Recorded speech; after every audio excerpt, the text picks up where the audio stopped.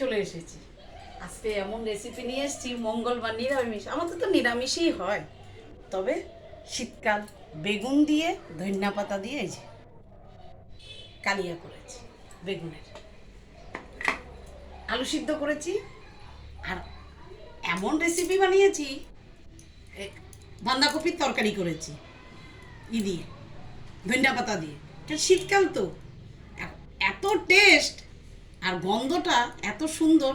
দেখো, বাঁধাকপির তরকারি আর ফুলকপির বড়া করেছি। এই যে থালের মধ্যে এই যে আলু সিদ্ধ দিয়েছি, আর তার সাথে রেখেছি ছোলার ডাল, সিম দিয়ে ছোলার ডাল করেছি ফাটা ফাটা করে, একটু মুগ ডাল দিয়েছি। আর এত টেস্ট বাঁধাকপির তরকারিটা, মানে বলার মতন। কোনটা থেকে কোনটা খাবো। আর আমাদের লাগে, সবজি লাগে, জানো, তোমরা ভয় পেও না। আমার ঠাকুরকে সেবা দিতে হয়, তো ওই জন্য আমার সবজিটা চাই। তো এই জন্য আজকে মঙ্গলবার, তো থালটা সব সাজিয়ে দিয়েছি। তবে এই যে আমার থালটা দেখো, এই যে কেমন হয়েছে।